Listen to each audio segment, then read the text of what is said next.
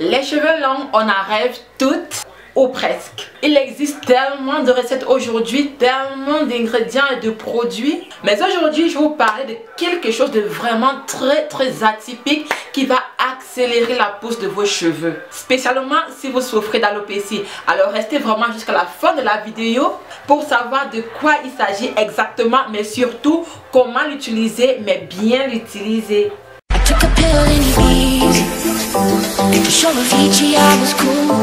Coucou les mamous, j'espère que vous allez bien, que la santé ça va. Alors bienvenue à tous. Si c'est la première fois que tu atterris ici, n'hésite pas à t'abonner et surtout à activer la cloche de notification pour recevoir mes prochaines vidéos. N'hésite pas aussi à poser un like et de partager cette vidéo si elle t'a plu.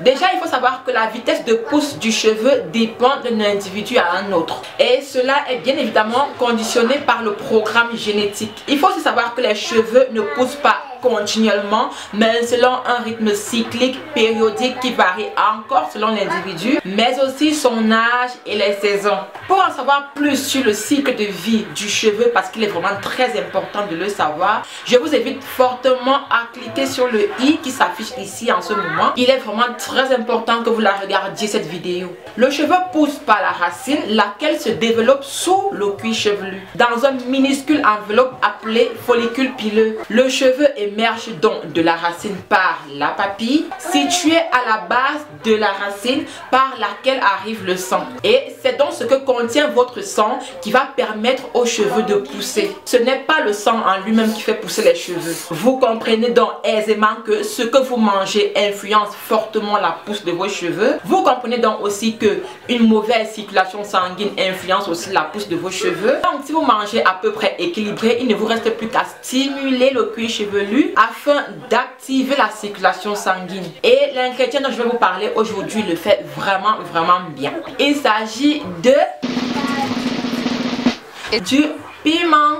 Après l'ail, l'oignon, le gingembre et même le poivre, c'est au tour du piment de faire partie de vos soins capillaires. Alors je sais que cela peut paraître un petit peu bizarre, mais grâce à sa forte teneur en capsaïne, le piment va titiller les nerfs et accélérer le flux sanguin au niveau des cellules du cuir chevelu. La capsaïne en fait, c'est ce composant qui provoque une sensation de brûlure quand on mange le piment.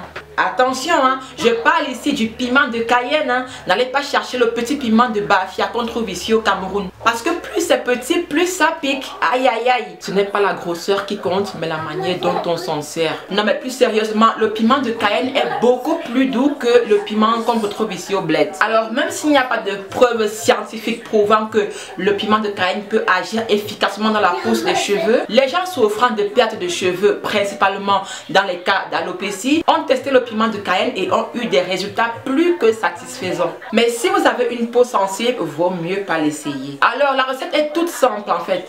Il s'agit de mélanger 2 cuillères à café de poudre de cayenne à environ 200 ml d'huile d'olive. Vous laissez reposer le mélange 24 heures dans un réfrigérateur ou à l'air libre. Ensuite, vous allez l'appliquer ce mélange là sur les parties où les cheveux ont chuté ou alors où les cheveux commencent à s'affiner. Vous pouvez même aussi utiliser cela en masse. Donc ensuite, vous allez bien masser pour laisser pénétrer le produit et vous pouvez éventuellement laver ou pas. Donc voilà les mamans, j'espère que cette vidéo vous aura vraiment aidé. N'hésitez pas à me dire en commentaire si vous avez déjà essayé cette recette, si elle a marché pour vous ou si alors vous comptez l'essayer plus tard. À une très prochaine vidéo et n'oubliez pas, don't worry, be happy. Bisous.